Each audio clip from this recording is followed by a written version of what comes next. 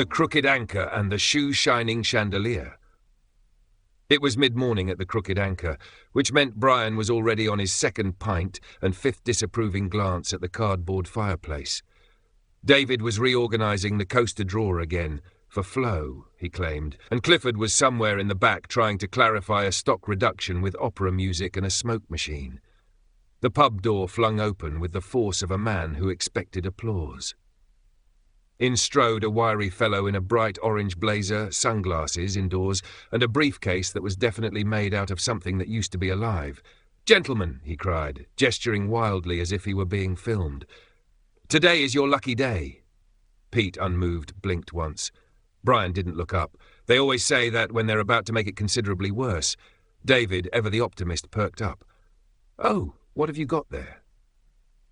The man, who introduced himself only as Derek Halley, sales visionary, opened the briefcase and produced what could only be described as a chandelier with ambition issues. It was garish, gold, and fitted with rotating bristles where candles should have been. Wires dangled like metal spaghetti. "Behold," he said, "the shoe-shining chandelier, an innovation in upper footwear maintenance and lighting. Shine your boots while basking in a warm ambient glow." David tilted his head. "How does it work?" "It doesn't," Brian muttered. Halley pressed a button on the base. The chandelier shuddered violently, made a whirring noise, and one of the bristles fell off. "Minor calibration needed," he said, not missing a beat. "Now, for the modest price of £379.99, clunk!" Up popped Uncle Raymond from the trap-door behind the bar like a pensioner-themed jack-in-the-box. He was holding a half-eaten custard cream and wearing one of David's socks like a scarf. "I'll trade you this," Raymond said, waving the biscuit.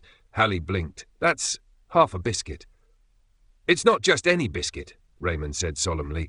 "It's destiny soaked in sugar." The two locked eyes. A strange, unsettling silence fell. Then, with an eager grin and a handshake that felt like a legally dubious contract, Halley exchanged the monstrous chandelier for Raymond's soggy snack. And just like that, he was gone. David stared at the chandelier now sitting on the bar, large and unnecessarily aggressive in presence. "Well," he sighed, "we have committed." They tried plugging it in. It spun once, made a sound not unlike a dying fax machine, then went limp.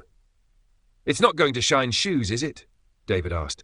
"Nope," said Brian, who was folding today's napkin newspaper into a paper plane. "But it might scare away burglars, or sensible people." In the absence of better ideas, David climbed onto a chair and hung the chandelier in the middle of the pub. It dipped low enough to endanger the taller clientele. None existed, clashed violently with the wood-panelled ceiling, and rotated unevenly whenever the door opened. Pete looked up at it once. Just once. "Bit shiny," he said. It was the most he'd spoken all week. Clifford wandered out just as the chandelier let out a low hum and sparked. "Ah!" he said, nodding. "Perfect. It can be the centerpiece for my next culinary statement. Creme brulee surprise on a slowly rotating platform of doubt." David sighed and poured himself a pint. Brian tossed his paper plane, which nosedived into Pete's fused pint. Uncle Raymond, biscuitless but proud, gave the chandelier a little salute.